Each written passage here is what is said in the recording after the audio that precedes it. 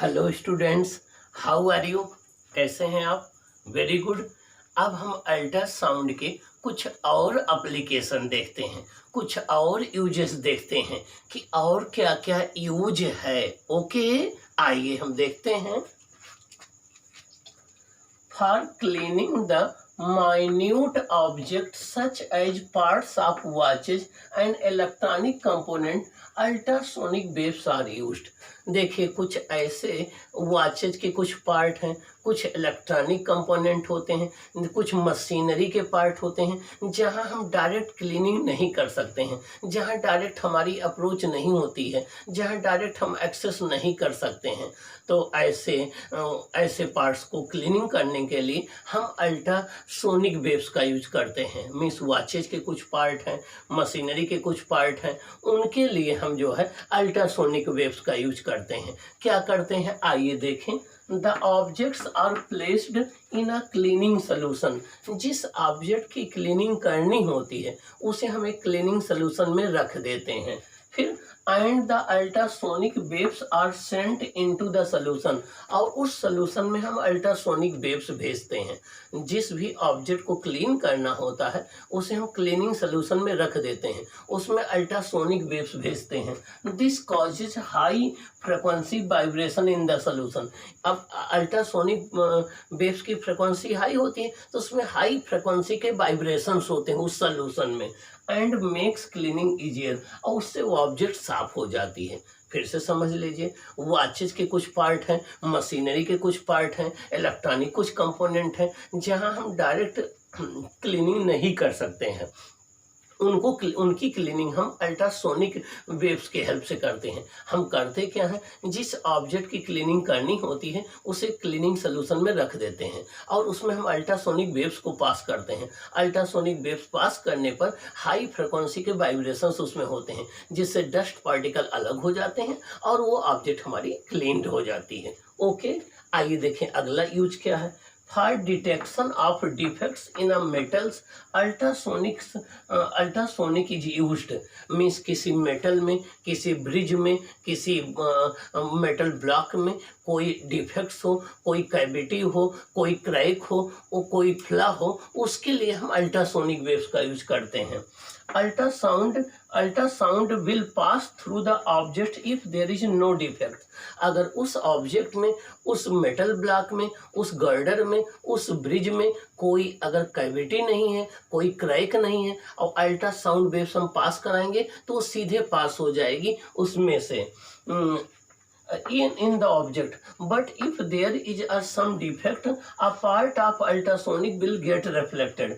अगर उसमें कहीं कोई डिफेक्ट है, कोई कैविटी है, कोई क्रैक है, तो अल्ट्रासोनिक वेव्स का कुछ पार्ट वापस आ जाता है, रिमेनिंग वो जो है उसमें से पास हो जाता है और हमें ये पता लग जाता है कि उसमें कोई कैविटी है या मिस्टेक है। फिर से सुन लीजिए, किसी ब्लॉक में, किसी मेटल में, किसी ब्रिज में, किसी मेटालिक गर्डर में कोई कैविटी है या कोई फ्ला है या कोई क्रैक है, इसको हम अल्ट्रासोनिक वेव्स से पता कर सकते हैं। अगर हम अल्ट्रासोनिक वेव्स को उसमें से पास कराते हैं, अगर कोई इसमें मिस्टेक नहीं है, कोई आपका डिफेक्ट नहीं है, तो वो सीधे निकल जाएंगी। लेकिन अगर कोई कैविटी है, कोई आपका क्रैक है, तो कुछ अल्ट्रासोनिक वेव्स वापस आ जाएंगी और हमें ये आइडिया लग जाएगा कि हाँ, उसमें कोई डिफेक्ट है। आइए देखें नेक्स्ट यूजेस क्या है। For imagining the human organs, ultrasound is widely used.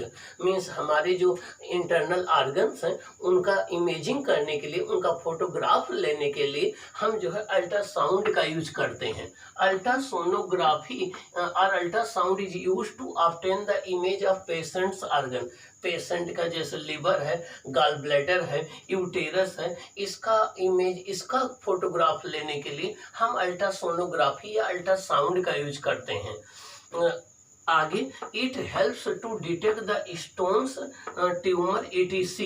अगर उसमें कहीं स्टोन है या ट्यूमर है तो उसका आइडिया हमें अल्ट्रासोनोग्राफी से या सोनोग्राफी से लग जाता है।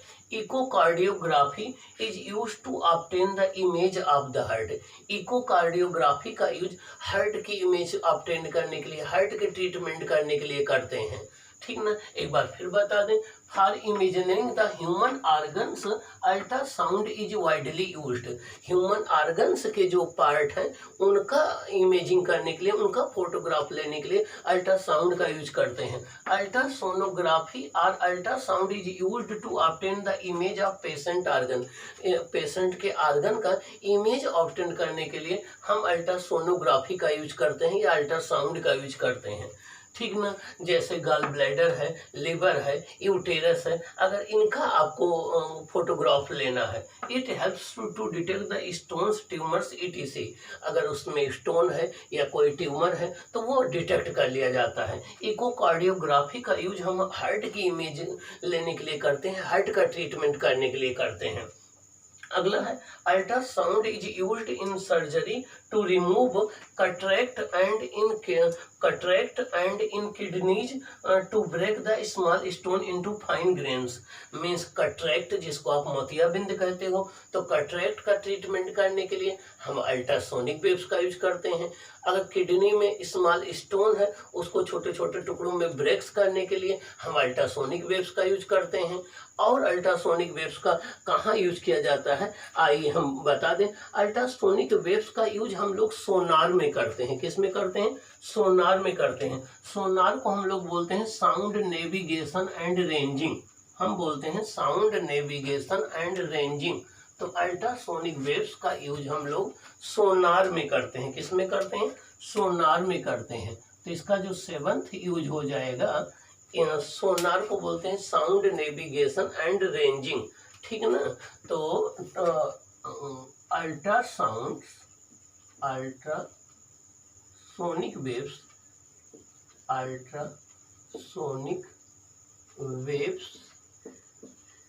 Are used in sonar. इनका यूज सोनार में किया जाता है। किस में किया जाता है? सोनार। सोनार का फुल फॉर्म होता है sound navigation and ranging. Sound navigation and ranging. तो अल्ट्रासोनिक वेव्स का यूज हम सोनार में करते हैं। क्या करने के लिए? To detect and find the distance of object. To detect, detect का मतलब होता है पता लगाने के लिए। To detect and find the distance of the object. Find the distance of object means ultrasonic waves का यूज हम सोनार में करते हैं। सोनार को साउंड नेविगेशन एंड रेंजिंग कहते हैं। क्या करने के लिए? टू डिटेक्ट मीन्स पता लगाने के लिए। Find the distance of the object means कोई सबमरीन है, ठीक ना, अंडर वाटर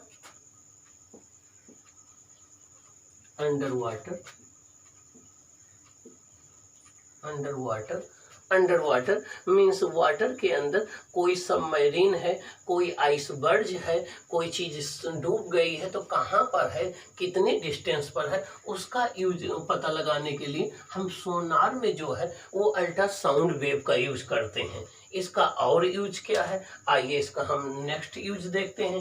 8 नंबर का, अल्ट्रासोनिक वेव्स की फ्रिक्वेंसी हाई होती है तो इनकी एनर्जी भी हाई होती है। तो इनका यूज जो है बैक्टीरिया को किल करने के लिए किया जाता है। तो इनका जो 8 यूज है, यूज नंबर 8 है, वो है आपका they are due to high frequency, due to high energy. ये हाई एनर्जी की वजह से, due to high energy they are used to kill the bacteria. they are